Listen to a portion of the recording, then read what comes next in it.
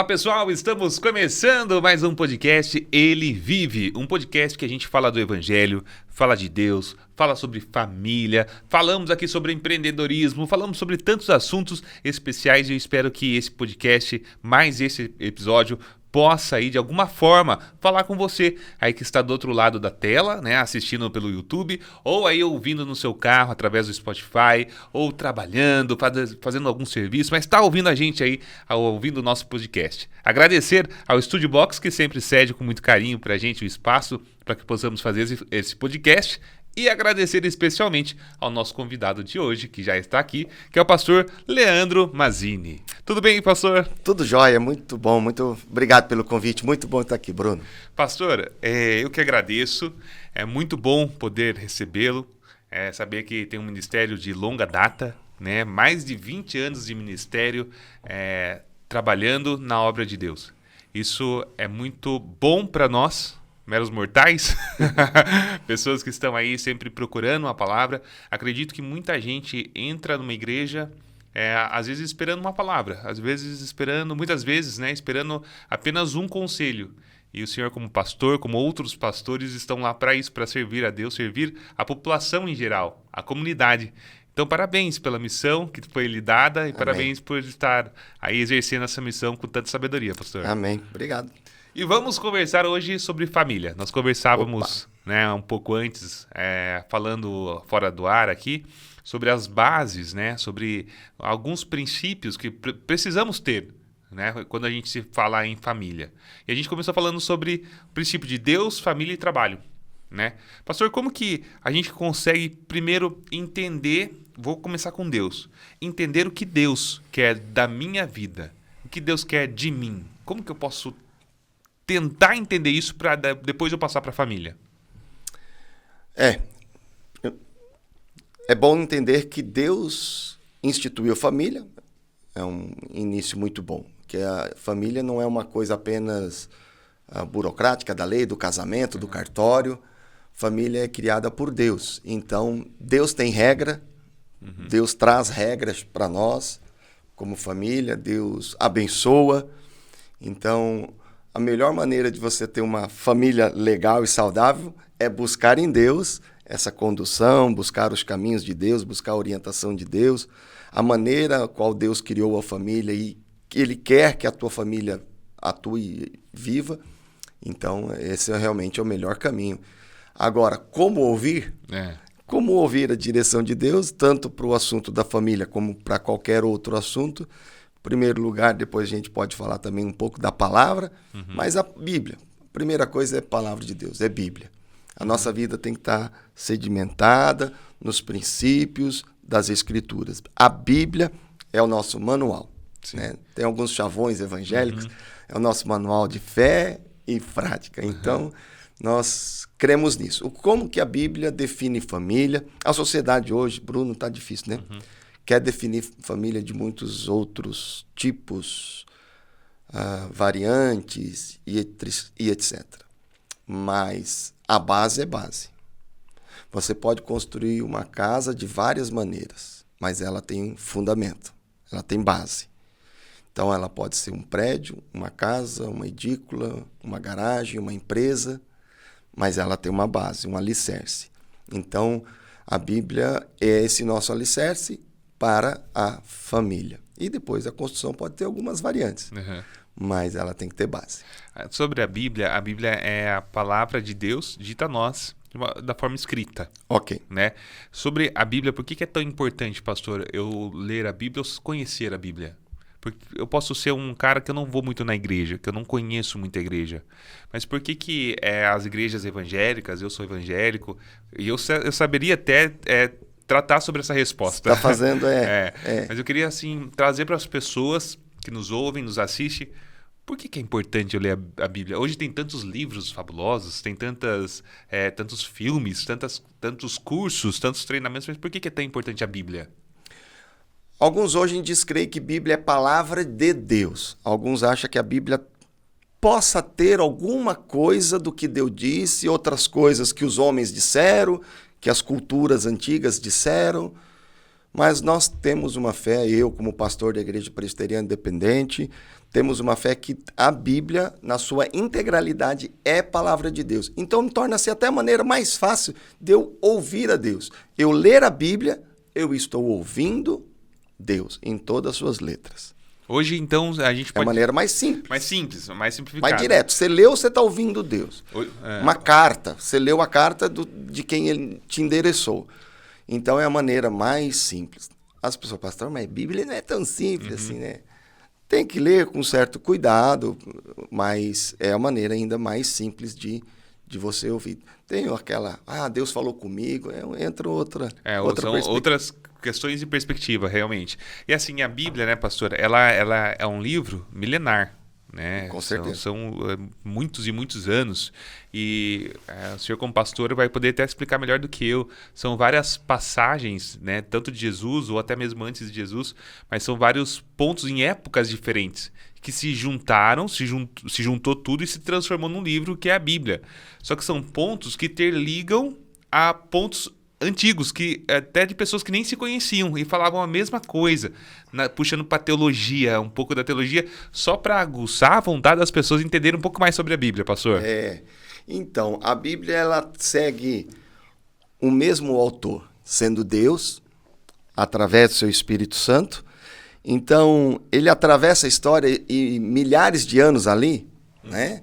Mais de 4, 5 mil anos de Bíblia ali, só que com o mesmo princípio, com a mesma base, com o mesmo raciocínio de Gênesis e Apocalipse, ela tem um foco. E por que outros livros não fazem parte da Bíblia? Porque ela não entra nesse foco. Quando você lê e compara, a Bíblia é papel, aceita tudo.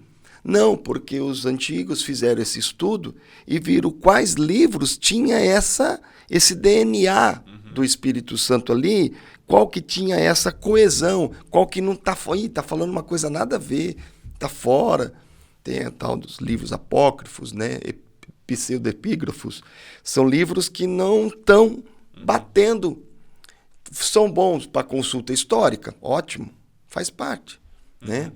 Mas ele não tem aquele DNA do Espírito Santo que liga, que dá uma coesão.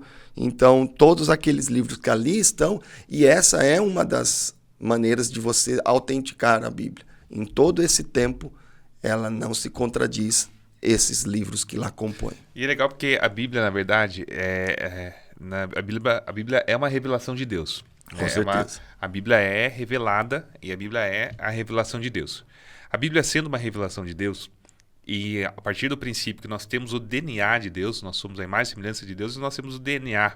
Então, nós temos a identidade, né, de Deus. Nós temos essa identidade. Partindo desse princípio que nós somos seres criados por Deus, a partir do momento que nós somos seres criados por Deus, a Bíblia, como o senhor disse, poderia ser um manual de instrução assim, uma fala mais cotidiana, né, manual de instrução e tal, porque se a gente seguir o que está na Bíblia, a gente dá certo na família. Eu posso dizer isso porque eu faço isso na minha vida. Então, Amém. Eu procuro fazer o máximo possível de seguir a Bíblia. É difícil, não é fácil, não consigo. Porque quem conseguir, por favor, nos avise, né? Então, é muito difícil, mas a gente tenta o máximo possível. E aí as coisas dão certo na minha família. Qual que é essa singularidade, qual que é esse aspecto de conexão que eu sigo a Bíblia, eu consigo dar certo na minha família? Consegue trazer pra gente isso, pastor? Entendo, porque se você segue esse princípio, Bíblia é a palavra de Deus, vamos seguir nessa premissa. Bíblia é a palavra de Deus. Se eu sigo a palavra de Deus, vou dar errado? Não dá. Deus não vai te mandar fazer uma coisa errada. Deus não vai te orientar num caminho para você cair no buraco. Então, eu tenho um Deus como guia, como orientador, como mestre, Senhor, e quer o meu bem. Deus é bom, Ele é o meu pastor, né? O nosso supremo pastor. Então, a gente seguindo Ele, eu vou bem. Então, é diferente você seguir as orientações da Bíblia e de seguir as orientações de um amiguinho de escola, uma amiga lá no happy hour, que está tentando ser legal com você, até educado, mas não tem a sabedoria do futuro, Deus sabe o que vai acontecer com você no futuro, o que é melhor para você. As nossas pessoas, amigos, assim, podem ter uma noção, desejar, eu acho interessante por aqui, uma orientação. Agora, convicção e certeza é só Deus. Então, Deus sabe o caminho certo, onde você pode caminhar no escuro e não vai cair, né? A gente, para caminhar no escuro, a gente fala, nem vou. Uhum. Porque eu não sei o que tem naquele escuro. Então, a palavra de Deus me dá certeza de que eu posso seguir, caminhar e vai dar certo. Quando não dá? Quando não dá? Quando a gente, por nossas próprias fraquezas, a gente dá um de Pedro, né? Para de olhar para Cristo e olha para as tempestades, olha para nós mesmos, ai que bonitão, estou andando sobre as águas, para o nosso potencial egoísmo. Quando a gente desvia os olhos de Deus, é quando a gente falha. Talvez intencional e talvez não. O subconsciente humano começa, os problemas são grandes demais, então desviou a atenção, cai. Isso é comum mesmo. Então, por que seguir a Bíblia, voltando ao nosso assunto da família? Vai dar certo, vai ser abençoado uma família. É quase que uma receita infalível de que as coisas falíveis estão comigo. Faz parte de mim, da minha esposa, dos meus filhos. Se eu seguir a Bíblia, não tem como dar errado, a não ser os meus próprios erros. Pastor, é interessante a sua fala, que a gente tem alguns pontos que dá para pegar que são bem bacanas, né? O primeiro é que nós somos falíveis. Nós somos pecadores, nós temos que aceitar isso, somos pecadores. Isso não quer dizer que temos que pecar, mas a gente tem que lutar contra o pecado. Nós não somos pecadores. O pecado tem que ser uma exceção e Exatamente. não um modus operandi. Exatamente. É uma exceção, pode acontecer.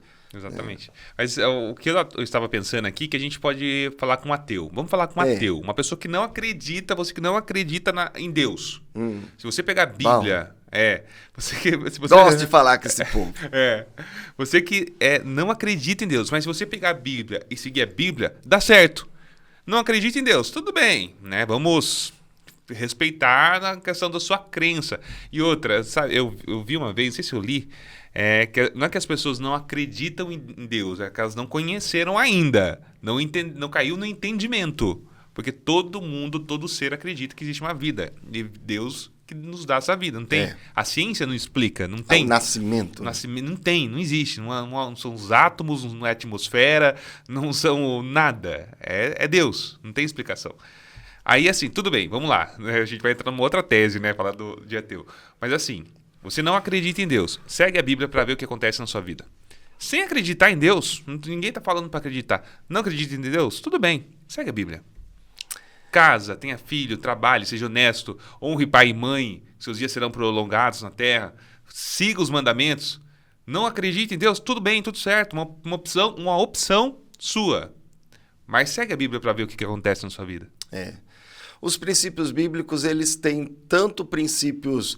no aspecto espiritual, obviamente, parte da espiritualidade, mas até de coisas práticas, coisas da vida que são receitas para a vida, né? O amar o próximo é, ao mesmo tempo, uma questão espiritual como uma questão relacional humana. Os mandamentos de Jesus, ele sempre na linha horizontal e vertical, né? Amar a Deus sobre todas as coisas e o próximo como a ti mesmo. Eu sempre vejo essa linha vertical e a linha horizontal. E muitas vezes a linha horizontal a gente domina em muitas áreas, psicológica, ação social, bem-estar, e vamos ali, a gente acha que isso é humano, mas isso é divino. Por isso é ordenação.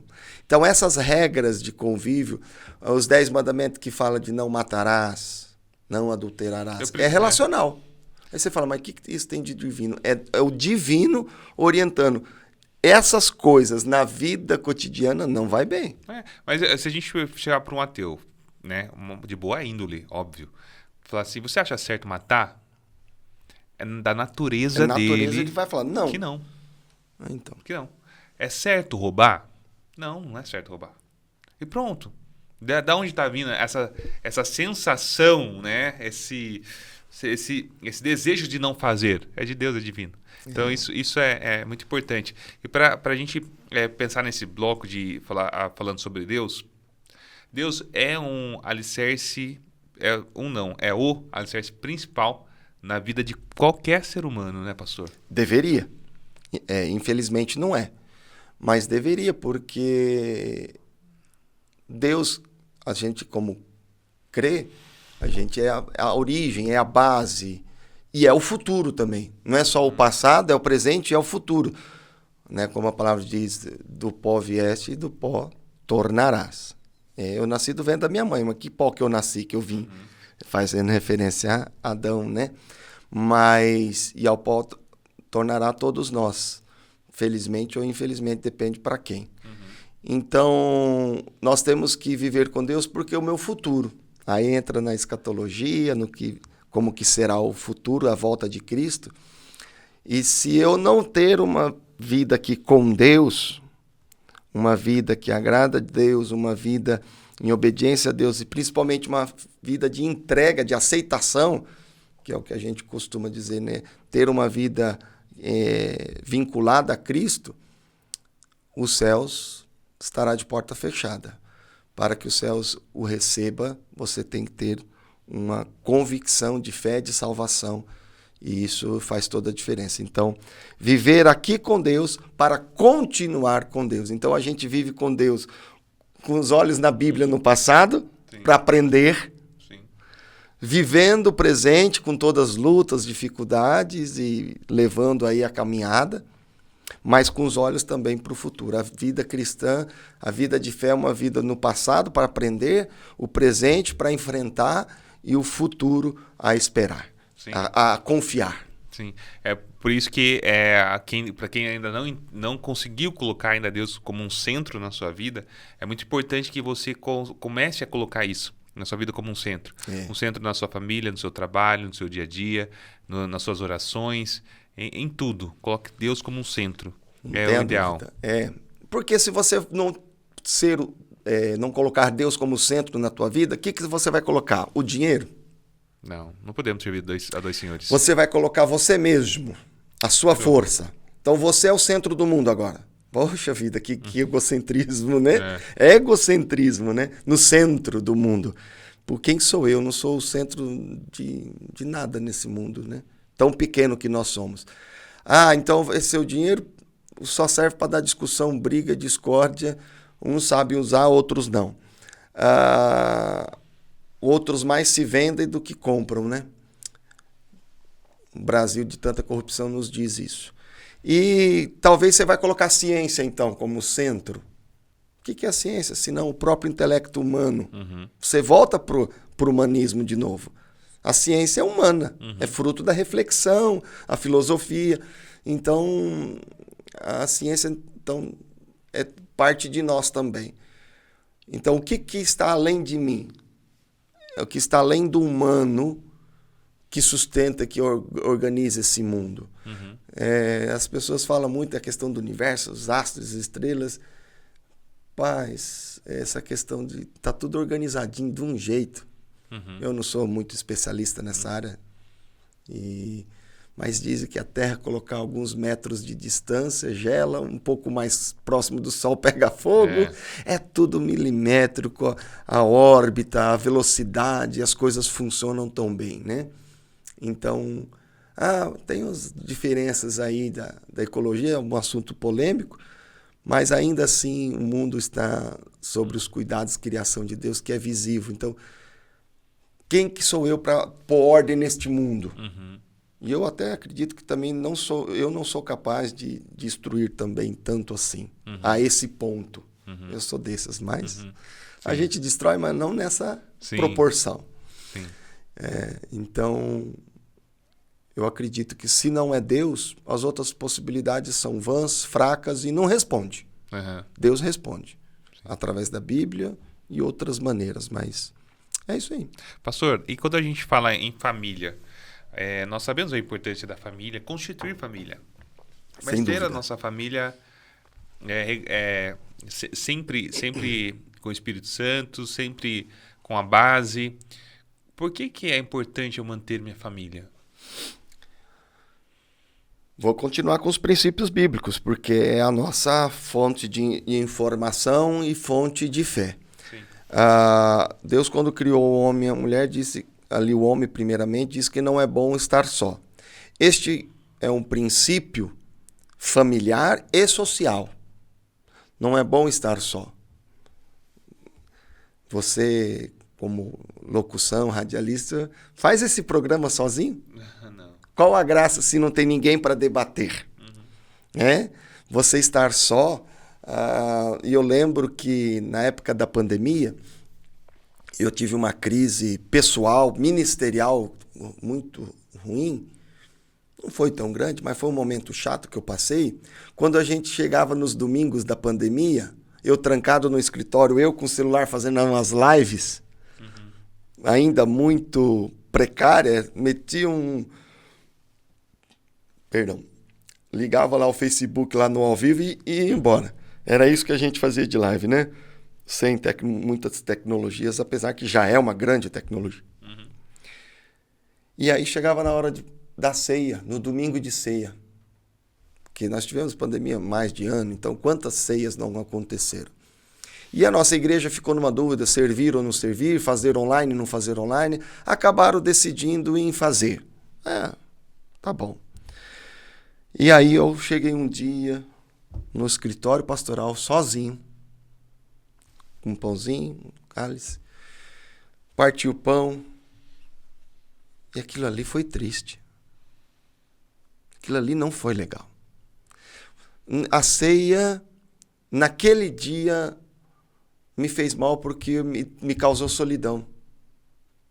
Porque a ceia é ceiar em família, ceiar em comunidade. Jesus com os discípulos, no partir do pão, e eu não tinha com quem partir. Aquilo ali me machucou. Eu não deixei de servir a ceia, mas aí eu passei a fazer isso junto com a minha família. Sempre tinha alguém mais acompanhado comigo, até o final da pandemia. Muito bem. Ou seja, nós temos esse sentimento de estar com mais pessoas. O adolescente, o jovem, gosta de estar em grupo. Gosta de se sentir aceito pelos outros. Se veste roupa, os punk, os funkeiros, a galera sertaneja põe um chapéu e quer estar de acordo com a galera, com um grupinho. Bem, então nós somos seres sociáveis. Sociologia explica muito isso. Então, essa frase... Não é bom que o homem esteja só, tem concepções sociológicas, psicológicas e familiares. No aspecto familiar, então, não é bom que o ser humano esteja só, seja ele homem ou mulher. E aí nós temos que viver em família. E aí inclui o casal e os filhos, né? Como a prole, os filhos, as descendências. E isso daí traz satisfação emocional, de realização. Você perguntar para quem tem pai, quem é mãe, a alegria do filho é coisa impressionante.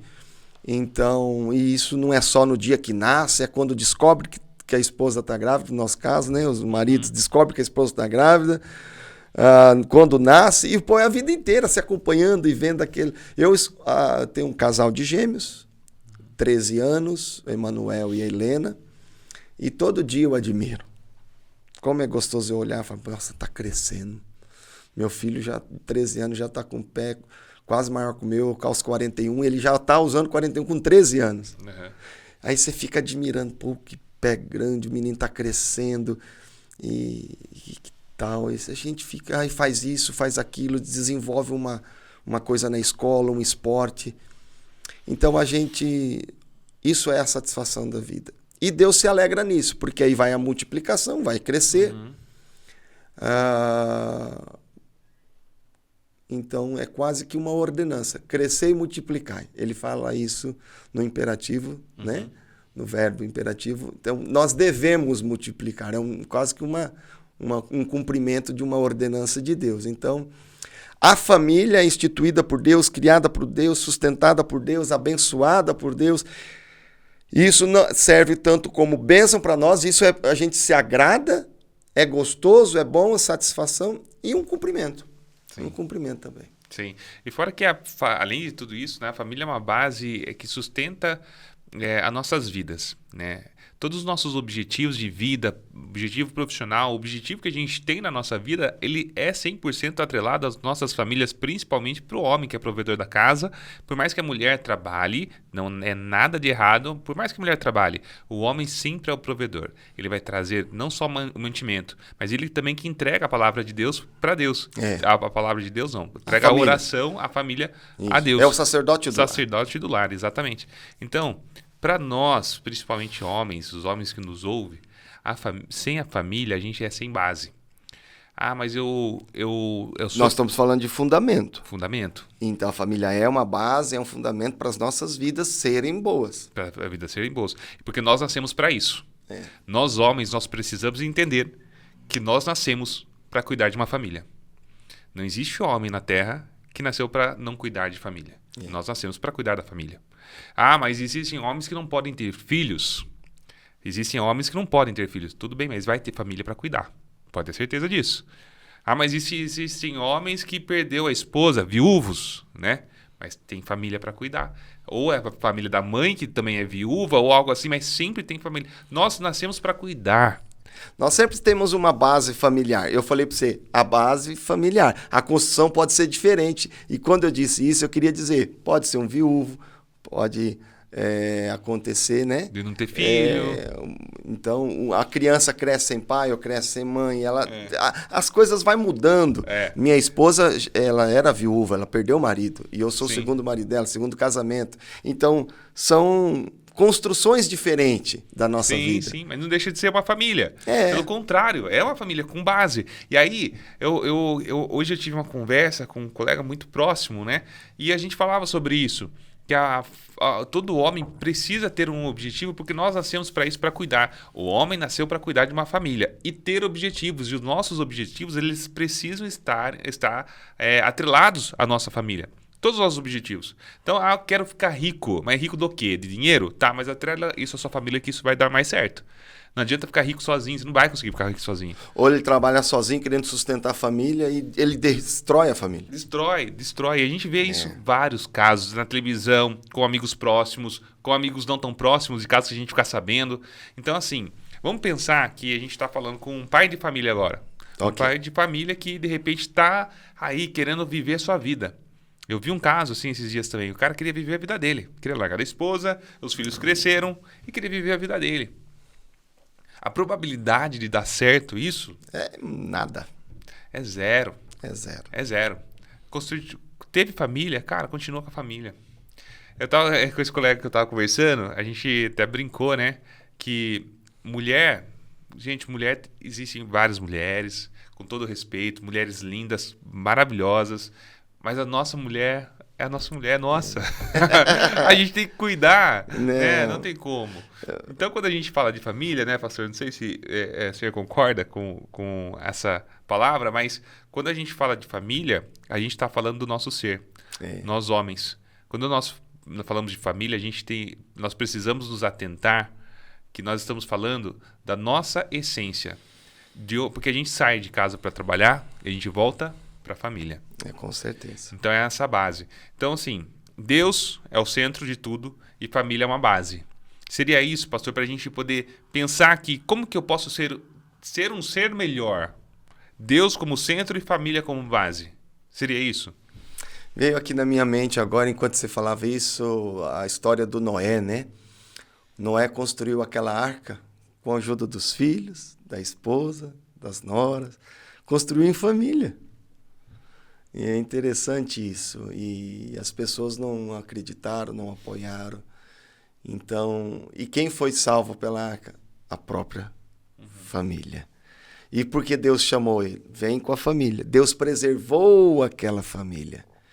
Então, Abraão, Isaac e Jacó, toda aquela linhagem do Velho Testamento, antes de surgir a nação Israel, Deus, quando estava se revelando e falando com aquele povo, era família. Tanto é que essa expressão, Deus de Abraão, Isaac e Jacó. Ele está falando de uma pessoa, de um líder. E esse líder com família. É pai, filho e neto. Abraão, pai, Isaac e o Jacó, o neto. E Jacó entra no Egito com José. E lá tem um período de deserto, de servidão, de 400 anos de escravidão. E sai dali como um povo, liderado por Moisés. Mas antes, Deus sempre trabalhou com família. A base do judaísmo ali é Abraão, sempre aquele núcleo familiar, né? Então, a família está dentro da nossa essência. Eu gostei disso que tu disse, essa nossa essência familiar. E quando você desmonta isso por um egoísmo, como você falou, não, eu vou viver minha vida. Não existe vida longe da família. Dá errado com certeza, e essa pessoa é muito mais feliz dentro da família. O cara fala assim, mas eu vou casar, vou me amarrar. Não, é comum o povo falar isso, eu não vou me amarrar, ficar preso com uma mulher só, eu tenho um monte. Mas você vê aquele texto de Jesus com aquela mulher que já teve mais de 5 maridos, ela estava totalmente infeliz, e o marido que tem não é teu, você está toda enrolada, cheio de marido aí. E ela foi liberta, curada. Eu encontrei o Messias e revolucionou a vida dela quando Jesus pôs ordem. Então, aquele modelo não é um modelo bom, saudável, né? Então, ela viu que ela estava fora de um modelo melhor. Talvez ela tivesse filho ou não tivesse filho, não sei. Mas colocar nessa ordem. Então, a nossa família pode não ser perfeita, porque voltamos àquela questão dos erros nossos. Cometo erro com a minha esposa, ela comigo, eu com os meus filhos conosco, que não é então a gente acha que é uma comum, né? Os filhos fazer erro contra os pais, mas o pai também comete erro com os filhos. Mas dentro desta complexidade, dentro dessas possibilidades de erro, ainda é a melhor receita. Ainda é o melhor projeto. Não é um projeto perfeito por culpa nossa, mas da parte de Deus, da orientação de Deus, esse modelo é perfeito. Então, estar na família é obedecer a Deus, é seguir o melhor modelo. Estar na família é ser protegido, a gente se protege, um defende o outro. Marido defende a esposa defende o marido, um orienta o outro. E aí, como é que eu faço? Como que eu não faço? Pedir uma opinião, né? Como eu disse aqui no começo do programa, fazer esse programa sozinho seria horrível, tem que ter alguém. Então, marido e esposa troca ideia, conversa, pelo menos deveria, né, gente? Conversar, né? Então, todas as possibilidades em família é melhor. Muitas vezes você quer sair para passear. Esse dia eu fiz uma viagem para BH, num congresso da Igreja Batista Central sobre igrejas em células, e eu viajei sozinho. Fui sozinho, de ônibus, fiquei lá na igreja, enorme, 2.600 pessoas, o templo, enorme. Lá em BH é famosa a Batista da Lagoinha, mas tem essa outra Batista que não é famosa, mas é grande tanto quanto. Muito grande. E aí, eu ficava sozinho, rapaz. Uma multidão ao meu redor, mas não é desconhecida. E aquela viagem teve o seu proveito na parte intelectual, das palestras, dos cultos, mas no aspecto social foi horrível. Eu chegava para comer num restaurante, foram 3 dias, chegava para comer sozinho, voltava sozinho. Aí eu conversava com fulano, de onde você é, tá? Você é igreja, pastor, é líder de célula. Aí daqui a pouco eu já saía, e ele com o grupo dele e eu sozinho. Então, falei para minha esposa, ano que vem, no mínimo, tu vai comigo. É muito bom lá o congresso de célula. Então, essa nossa necessidade social e espiritual. Então, nós temos que caminhar em tudo. Para ir para um restaurante, para viajar, programa de família. Tem gente que fala assim, eu não caso porque eu vou me amarrar, como eu já disse. Eu prefiro sair solteiro aí. Tem hora que vai bater a solidão. Pode ter 1, 2 dias de curtição, ficar altas horas da noite, chega em casa, chega dormindo, mas na hora que você tiver com dor de cabeça, doente, quem que vai te acudir? A gente pensa muito na velhice. E fora as grandes realizações, principalmente como filho, né? Ou as pessoas que têm filho, mas já... Ui, perdão, bati a mão aqui. Sangue italiano é fogo. A gente tem filho, já divorciou, o filho está longe. Como isso não é ruim? Então, a família é para estar junto, é para estar perto e caminhar. Isso nos dá alegria, satisfação de vida, porque a maior satisfação da nossa vida é cumprir a vontade de Deus. Se Deus criou a família e tem a vontade dele de que vivamos em família, quando a gente cumpre essa vontade, pronto. É um clique, é bom demais. Cumprir a vontade de Deus é bom no aspecto familiar, no chamado ministerial, não por ser pastor ou qualquer outro. Cumprir a vontade de Deus. Deus quer que você faça isso. Quando você faz, é bom demais. Sim. Bom para você, bom para os seus familiares, bom para o reino. Cumprir a vontade de Deus é o grande lance da vida. Sim. É o grande lance da vida. Sim.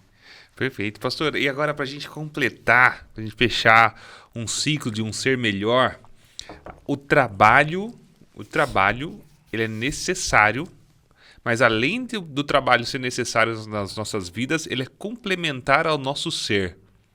É isso o trabalho?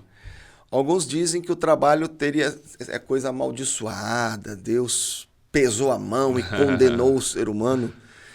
Quem vê isso está lendo a Bíblia um pouco atrasado, porque nos primeiros capítulos lá, Deus sim dificultou o trabalho.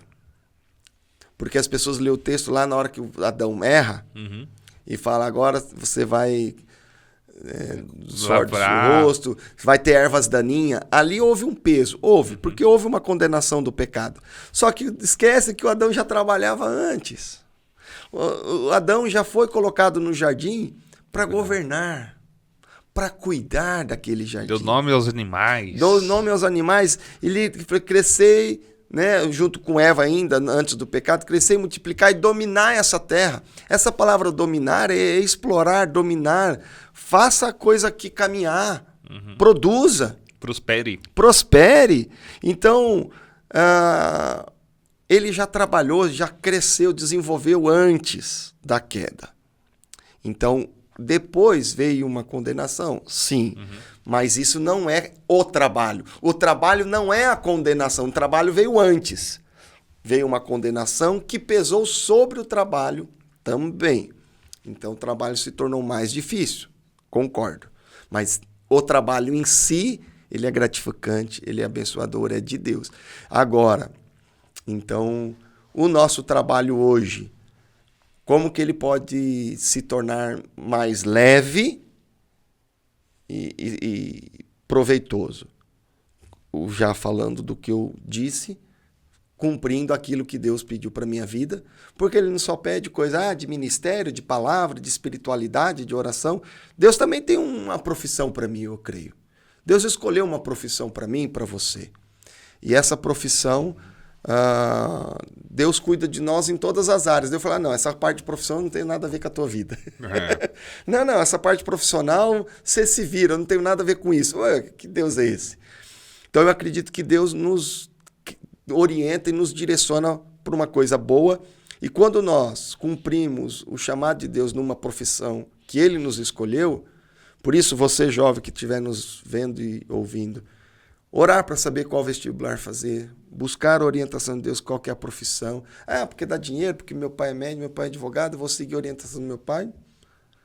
Até pode dar certo na parte de rentabilidade, mas talvez satisfação e etc. Em muitas coisas.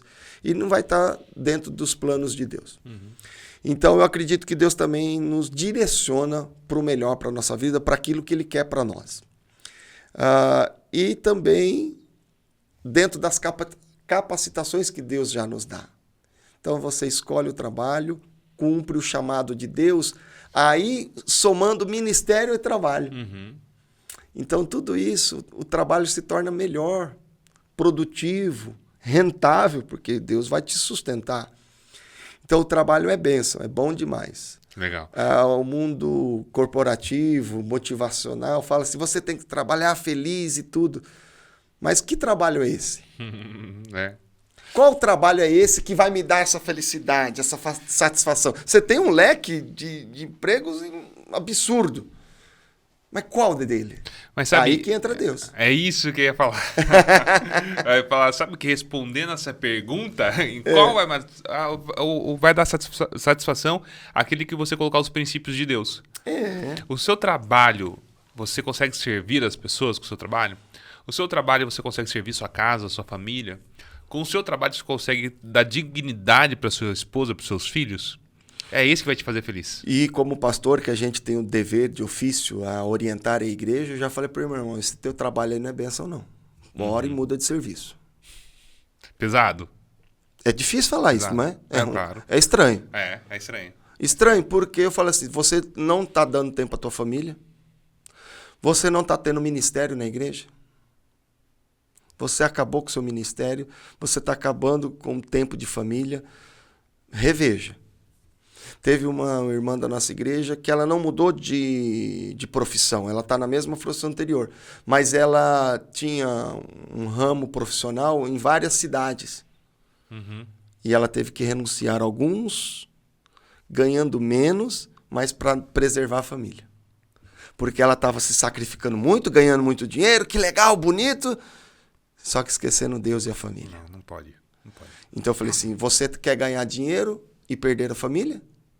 Então a profissional é bênção, mas não pode esquecer o fundamental. As bases não podem ser... Uma coisa não pode conflitar com a outra. Pastor, é muito importante as pessoas entenderem muito claro que não quer dizer que você ter muito dinheiro você não vai ter família. Mas quer dizer que, se você servir a Deus da maneira correta, Deus supre todas as suas necessidades. E se você precisar ter muito dinheiro, você vai ter muito dinheiro. A diferença é em quem você confia, na sua mão, na sua obra, no seu dinheiro, ou no Deus que você serve. Se você confia no seu Deus, você pode ter certeza que o seu trabalho vai prosperar. A questão financeira da nossa vida é, faça o que Deus te ordenou fazer, faça bem feito, faça com amor, cuide da sua família e a produtividade vai acontecer. A produtividade ela é uma consequência do seu trabalho, do seu empenho. E aí você também que é da administração, né? Sim. Tem aí técnicas, etc. Mas em termos assim de princípios, é isso. Faça o que Deus te ordenou fazer, o princípio de faça bem feito e faça sempre equilibrando com a família, né? Então, essa regra funciona. Legal. Pastor, quero agradecer a sua Mas participação, que já passou bastante. Então tá bom. Mas quero agradecer a sua participação. É de grande valia para muitas pessoas. Eu sempre digo isso e eu quero dizer mais uma vez que é muito importante. Se a gente conseguir chegar em uma pessoa, se a gente conseguir atingir um coração, se a gente conseguir trazer isso para uma família que seja, já é de grande valia. Com certeza. Né? É importante que você que nos ouve, não importa a sua religião, mas procure uma igreja, procure saber mais da palavra de Deus, entenda um pouco mais a Bíblia. Para quem é evangélico, que gosta de ler a Bíblia, mas para quem não é também, né? Entenda cada vez mais a Bíblia, porque é mais do que um manual, é uma instrução. Né? Faça dessa forma que assim dá certo. É sim, sim, não, não. É isso a nossa vida, né, pastor? Então eu quero te agradecer pelo ministério, por tantas vidas que, se Deus quiser, iremos atingir e pelas vidas já que é atingida através do seu ministério, que é da Igreja Presbiteriana, né? Aqui em Itapetininga, é bem no centro da cidade, né? Hoje a igreja, acho que é a mais antiga. Não, a mais antiga presbiteriana do Brasil, Central, e eu sou da presbiteriana Independente, que é a segunda, né? Sim. A segunda mais antiga, que fica em frente a Veículos Velmax, ali perto do Correio, na Rua das Escolas, Barbosa Franco, 114. E pode ir lá? Tá todo mundo convidado? É isso aí. Nós estamos também nas mídias sociais. Toda quarta-feira eu faço culto somente online. Legal. Todas as quartas-feiras eu faço o meu chamado culto online. Culto live, perdão. Culto live. Culto live, todas as quartas, 19h30, ao vivo. Legal. Então eu solto lá ao vivo. Hoje já está um pouquinho mais bem produzido, viu? Legal. Eu solto um OBSzinho lá e muito mais produzidinho. E domingo, e a nossa igreja hoje, ela é uma igreja que está funcionando com suas células, é uma igreja em células, estamos caminhando aí nessa transição, nesse progresso com as células. Então, nós temos trabalhos de terça, hoje à noite, quinta-feira, célula de adolescentes e sábado também. Então, nós estamos com esses 3 dias com as células, uma atividade muito boa durante a semana, quarta só online, quinta culto de oração na igreja, domingo escola dominical, domingo à noite. Graças a Deus a igreja está bem, com bastante atividade, bem viva. Que bom, isso é muito bom, muito importante. Obrigado mais uma vez, pastor. Obrigado. E eu quero agradecer você que ficou junto com a gente até agora nesse podcast, né? Você que assistiu pelo YouTube ou ouviu em algum desses meios de comunicação, muito obrigado pelo carinho e pela audiência. Eu volto no próximo episódio, se Deus quiser. Muito obrigado a todos e até mais.